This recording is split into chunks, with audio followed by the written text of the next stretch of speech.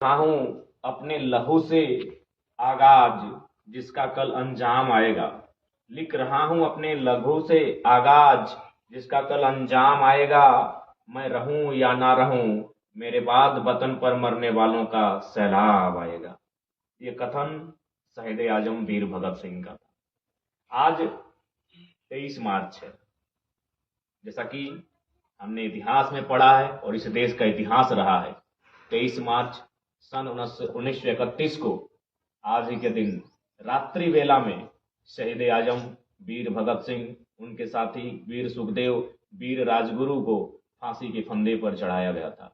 अंग्रेजी हुकूमत डोल रही थी भगत सिंह, राजगुरु, सुखदेव की वीरता से, और अंग्रेजी हुकूमत ने कायराना हरकत करते हुए, बिल्कुल चूंकि फांसी का इतिहास रहा है, आज भी फांसी सुबह 5 बजे भोर दी जाती है, लेकिन शायद संभवतः उस समय पहली बार ऐसा हुआ होगा कि रात के अंधेरे में तीनों महावीर, तीनों सूरवीर, तीनों क्रांतिवीर को फांसी दिया गया था। तो आज पूरा राष्ट्र तीन वीरों को, शहीद भगत सिंह, राजगुरु, सुखदेव को याद करता है, नमन करता है।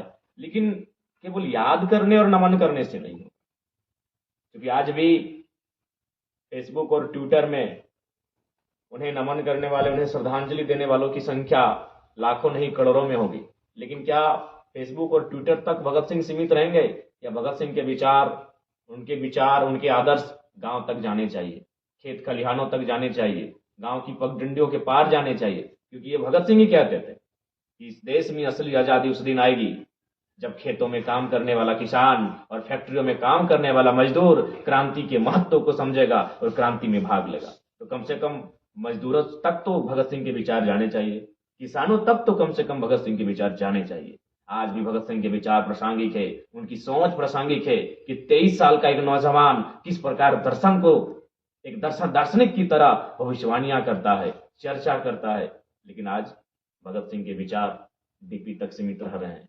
आज भगत सिंह के विचार को आज की युवा पीढ़ी, क्योंकि भगत सिंह युवा थे, और आज अगर वोटिंग भी कराया जाए पूरे देश के, भारतवर्ष के युवाओं से पूछा जाए आपके पसंदीदा फ्रीडम फाइटर कौन है, बिना किसी विवाद के पहला नाम भगत सिंह का आएगा। लेकिन केवल उन्हें फ्रीडम फाइटर हम ओपिनियन पोल में और वोटिंग में मानने से होगा, या फिर ग्राउंड में लेकर आना होगा? यदि ग्राउंड में लेकर आना होगा तो बताइए, आज के युवा इलेक्टोरल बॉन्ड पर चुप है, आज के युवा दल बदल पे चुप हैं, आज के युवा भ्रष्टाचार पर चुप हैं, आज के युवा देश के प्रधानमंत्री के लगातार अडानी प्रेम पर चुप हैं। तो ये भगत सिंह का भारत नहीं था।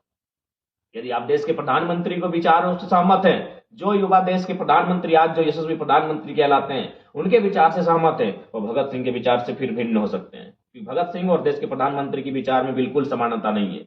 इसलिए नहीं है कि भगत सिंह का एक कोटेशन था कि कोई व्यक्ति इतना अमीर नहीं होना चाहिए, कोई व्यक्ति इतना अमीर ना हो कि वो किसी दूसरे व्यक्ति को खरीद सके, और कोई व्यक्ति इतना गरीब भी ना हो कि उसे अपने आप को बेचना पड़े। आज देश की हालात देखिए, आप तमाम आंकड़े देखिए, तमाम इंडेक्स को देखिए, तमाम बड़े बड़े नामी चैनलों को देखिए। बस इस भारत देश के जो कुछ मीडिया है उनको हटाकर जो नामी मीडिया है, इंटरनेशनल्स की मीडिया है, उनके मैगजीन्स को पढ़िए, इंटरनेट में पढ़िए, आज क्या व्यवस्था है।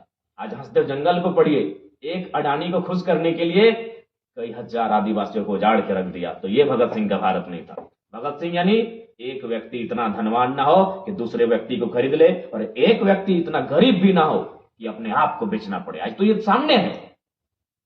आज 1% लोगों के पास में भारत देश की आधी संपत्ति, आधी सत्ता, आधा सब कुछ 1% आदमी के पास, बाकी 50% जो बचा है आधा, उसमें 99% लोग संघर्ष कर रहे हैं। और आप और हम युवा हम कह रहे हैं कि भगत सिंह हमारे आदर्श है। अगर हमारे आदर्श भगत सिंह है तो ऐसे प्रधानमंत्री, ऐसे नहीं, मैं एक का नाम नहीं, जो भी पूंजीवाद को समर्थन करते हैं, जो देश में बेरोजगारी पर चुप हैं, जो देश में महंगाई पर चुप हैं, वैसे प्रधानमंत्री फिर भगत सिंह के विचारों से मेल नहीं खाते हैं।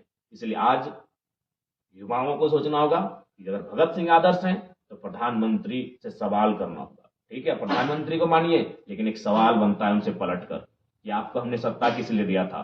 इंडिया पाकिस्तान के लिए, मंदिर मस्जिद के लिए, या फिर भगत सिंह के विचारों का भारत बनाने के लिए? भगत सिंह का विचार यानी अंतिम व्यक्ति तक, किसान तक, खेत खलिहान तक, गांव तक, वहां विकास की किरण पहुंचे, अंतिम व्यक्ति तक विकास की किरण पहुंचे। आज कहाँ है अंतिम व्यक्ति? उनका एक कोटेशन याद आता है कि यदि हम आजादी मान के चलिए, आजादी हम अंग्रेजों से छीन भी लिए, लेकिन वह आजादी अगर कुछ गोरों से छीनने के बाद भारत कहीं गोरों के हाथों में चला जाए तो क्या होगा फिर? भगत सिंह की चिंता आज 1931, आज है 2024, यानी लगभग 93 साल पहले भगत सिंह ने यह चिंता किया था। जो अडानी का साम्राज्य आज हम देख रहे हैं, ये जो महान यशस्वी प्रधानमंत्री अडानी के हाथों में देश की पूंजी को धकेल रहे हैं, ये कल्पना भगत सिंह ने आज से 93 साल पहले ही किया था कि आजादी तो हम गोरों से छीन लेंगे, लेकिन भारत के ही मोटी तोंद वाले भूरों के हाथ में चली जाएगी। उनके कहने का मतलब है 10% अमीरों के हाथों में चली जाएगी। आज सामने है, आज सामने है। आज आप उस चीज से भाग नहीं सकते हैं, आज आप उस चीज से बिल्कुल भाग नहीं सकते हैं। आज हम इसलिए खुश हो जाते हैं, विशेषकर युवा पीढ़ी, इसलिए हम खुश हो जाते हैं कि रेहाना को किसी ने नचवा दिया, लेकिन 74 करोड़ रुपया वसूला था साथियों, 74 करोड़ रुपया वसूली किया था रेहाना ने। अभी किस देश में, जिस देश में 36 लाख लोग इलाज के अभाव में मर जाते हैं, और आप और हम कहते हैं हम भगत सिंह को मानते हैं, सवाल भी नहीं कर पाते हैं। भगत सिंह पहला काम सवाल करते थे कि बिना तर्क किए, बिना बहस किए किसी की बात को मानना एक प्रकार की गुलामी है। ना आपने तर्क किया, ना आपने बहस किया, आज आपने स्वीकार कर लिया। इसलिए मैं स्पष्ट कहूंगा, यदि जो आज वर्तमान परिस्थितियों में होने के बाद भी अगर देश के प्रधानमंत्री से सवाल किए बिना उनका समर्थन करते हैं, मैं ये नहीं कह रहा हूं समर्थन ना कीजिए, लेकिन सवाल किए बिना अगर आज देश के प्रधानमंत्री का लोग समर्थन करते हैं, वो भगत सिंह के विचारों के नहीं हो सकते हैं। क्योंकि भगत सिंह का विचार था कि कोई व्यक्ति इतना अमीर ना हो कि किसी आदमी को खरीद ले, और कोई इतना गरीब भी ना हो कि अपने आप को बेचना पड़े। आज मुल्क के हालात को देखिए, किसी के पास पैसा है तो अगला को अपने घर में बंधुआ मजदूर बना के रखा है, और किसी के पास पैसा नहीं है तो अपने आप को किसी अमीर के घर में जाके बंधुआ मजदूर बनाकर बैठा है, उसके घर में अपने आप को एक गुलाम की तरह जीवन यापन कर रहा है। ये परिस्थितियां और ये सच्चाई है भारत की। इसलिए आज भगत सिंह की वो सोच, उनकी विचार आज भी प्रासंगिक है। आज जो 93-94 साल पहले जो भगत सिंह ने चिंता जताई थी इस राष्ट्र को लेकर, वह चिंता आज सत्य साबित होती दिख रही है। आज किसानों की आत्महत्या, छात्रों की आत्महत्या, आज देश में बढ़ती हुई बेरोजगारी, देश में बढ़ती हुई भुखमरी, कहीं ना कहीं भगत सिंह की उस चिंता को आज चरितार्थ कर रही है। इसलिए आज भगत सिंह के सपनों का भारत तभी साकार होगा जब समानता की बात होगी, समानता, सामाजिक न्याय की बात होगी। सामाजिक न्याय कहने का तात्पर्य है कि एक व्यक्ति के अरबपति होने से अच्छा है 100 लोग करोड़पति बने, उसे सामाजिक न्याय कहते हैं। जब इस प्रकार की विचारधारा स्थापित होगी, सामाजिक न्याय स्थापित होगा, तभी भगत सिंह के सपनों का भारत साकार होगा। नहीं तो भगत सिंह वही 23 मार्च को हमारे फेसबुक की डीपी में दिखेंगे, हमारे फेसबुक के पोस्ट में दिखेंगे, हमारे इंस्टाग्राम की स्टोरी में दिखेंगे, हमारे व्हाट्सएप की स्टोरी में भगत सिंह दिखेंगे 23 मार्च को। हर साल 23 मार्च को दिखेंगे भगत सिंह, लेकिन हर साल 23 मार्च को नहीं, हर एक दिन भगत सिंह दिखना चाहिए। इस हर गांव में, हर चौक चौराहों में भगत सिंह दिखना चाहिए, क्योंकि आज भगत सिंह के विचार आज भी प्रासंगिक हैं। आज जो 93 साल पहले उन्होंने जो चिंता जताई थी इस देश की हालात को लेकर, इस मुल्क के स्थिति को लेकर, आज जस की तस हमारे सामने है। इसलिए आज हर एक नौजवान को भगत सिंह बनने की आवश्यकता है। आज हर एक नौजवान को भगत सिंह बनकर उनके राह पर चलकर इस राष्ट्र में सामाजिक न्याय, इस राष्ट्र में समाज की समानता को स्थापित करने की आवश्यकता है। कोई भूख से मरता है और कोई करोड़ रुपए अपने बेटे के विवाह में सजावट में लगा देता है। जहां लोग फूल सजाते हैं, लोग पैसे सजाते हैं। यही भारत है, यही भारत है जिसमें आज लाखों लोग शायद प्रतिदिन, महीने में भूख से ग्रसित होते हैं। लाखों लोग, जिस देश में लाखों लोग भूख से ग्रसित होते हैं, उस देश में कोई एक अमीर व्यक्ति अपने बेटे के विवाह में जहां फूल सजाए जाते हैं वहां पैसा सजा दिया जाता है, और हम भगत सिंह के भारत कहते हैं। ये भगत सिंह का भारत नहीं है। भगत सिंह का भारत सामाजिक न्याय पर आधारित है। भगत सिंह का भारत फैक्ट्री में काम करने वाले मजदूर की मुस्कान पर आधारित है। भगत सिंह का भारत खेतों पर काम करने वाले किसान के मुस्कान पर आधारित है। वो है भगत सिंह का भारत। इसलिए आज वास्तव में अगर भगत सिंह को मानते हैं तो भगत सिंह की विचारधाराओं को गांव तक लेकर जाना होगा। हर एक नौजवानों के रक्त में उबाल लाना होगा। वह उबाल सरकार को चुनौती दे सके, वह उबाल यहाँ जो भ्रष्टाचार फैला भ्रष्टाचार को चुनौती दे सके, तभी भगत सिंह के सपनों के आधार पर भारत का निर्माण होगा। और अंत में यही कहेंगे, आज जिस प्रकार से दुराचारियों का मनोबल बढ़ा है, अत्याचारियों का मनोबल बढ़ा है, पापियों का मनोबल बढ़ा है, और ऐसी परिस्थिति में हर कोई चाहता है कि भगत सिंह पुनः आए, भगत सिंह दोबारा आए, भगत सिंह फिर से वापस आए। लेकिन दुर्भाग्य और विडंबना है, मेरे घर से नहीं, पड़ोसी के घर में भगत सिंह का जन्म हो। मेरे घर में एक कुशल इंजीनियर का, एक कुशल डॉक्टर का, एक कुशल वकील का, एक कुशल अर्निंग करने वाले, लाखों पैसे कमाने वाले शख्सियत का जन्म मेरे घर में हो, ये विचारधारा भारत के लोगों के मन में स्थापित हो चुकी है।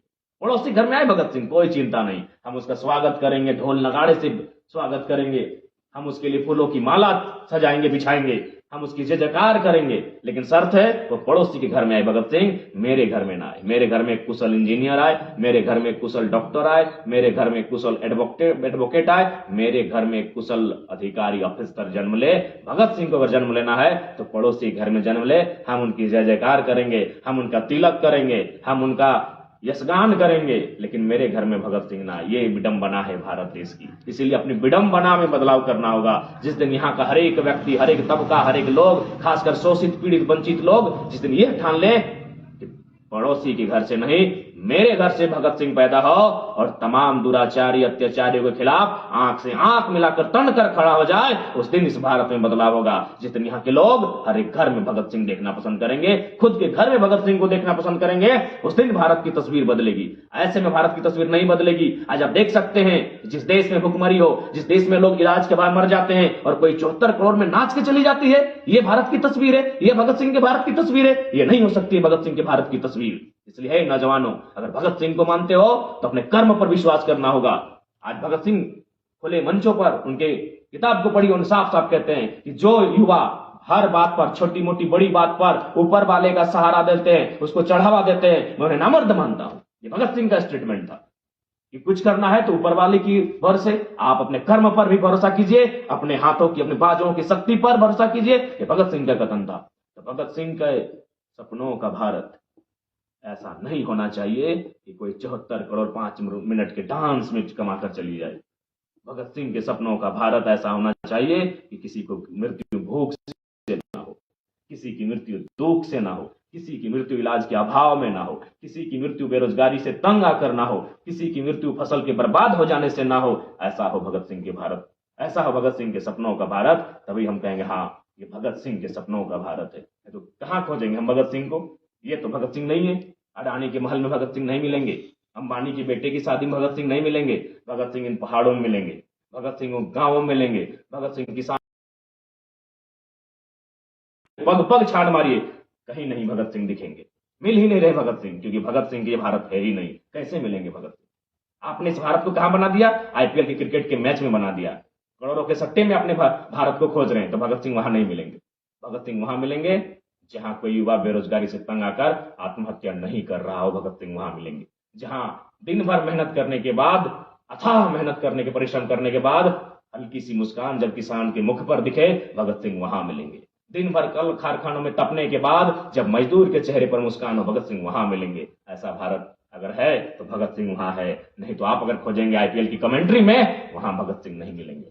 आप खोजेंगे इन बड़ी बड़े महंगे महंगे लोगों के बीच भगत सिंह को, वो नहीं मिलेंगे। क्योंकि उन्होंने साफ कहा था कि आजादी हम गोरों से तो ले आएंगे, लेकिन गोरों से अगर ले भी आएंगे तो क्या फायदा होगा अगर आजादी भूरों के हाथ में चली जाए। आज भूरों के हाथ में आजादी है। भूरों का मतलब भारत के रईस लोग, भारत के अमीर लोग, भारत के पूंजीपति लोग, भारत के कॉर्पोरेट लोग, भारत के बिल्डर लोग, भारत के उद्योगपति लोग, इलेक्ट्रल बॉन्ड। और उसके बाद भी आप चुप बैठे और कहेंगे हम भगत सिंह को मानते हैं। भगत सिंह के सपनों का भारत अभी कोसों दूर है। उस भारत को युवाओं को लेकर जाना होगा, और तभी जब युवा खुद को भगत सिंह माने। आज युवा अपने आप को कमाऊ इंसान बनाना चाहता है, बस भगत सिंह तो विडंबना रह गया है। इसलिए आज भारत की तस्वीर तभी बदलेगी, भगत सिंह के सपनों का भारत तभी बनेगा जब हर एक युवा के भीतर भगत सिंह जैसा शेर दिल इंसान होगा। इसलिए आज भगत सिंह की शहादत दिवस पर, राजगुरु की शहादत दिवस पर, सुखदेव की शहादत दिवस पर उन तीनों वीरों को नमन करते हुए, वंदन करते हुए, और वो गीत बचपन से सुनते आए हैं कि वतन वालों वतन न बेच देना, ये धरती ये चमन न बेच देना, शहीदों ने जान दी है वतन के वास्ते, शहीदों के कफन बेच न देना। वतन वालों वतन न बेच देना। तमाम तीनों को वंदन करते हुए, नमन करते हुए, इस मिट्टी, इस यशस्वी मिट्टी को नमन करते हुए जिस मिट्टी में ऐसे वीरों का जन्म हुआ है, जय हिंद, वंदे मातरम। शहीद आजम वीर भगत सिंह अमर रहे, राजगुरु अमर रहे, शहीद आजम वीर भगत सिंह के तमाम साथी अमर रहे, राजगुरु सुखदेव अमर रहे। जय हिंद, वंदे मातरम, इनकलाब जिंदाबाद।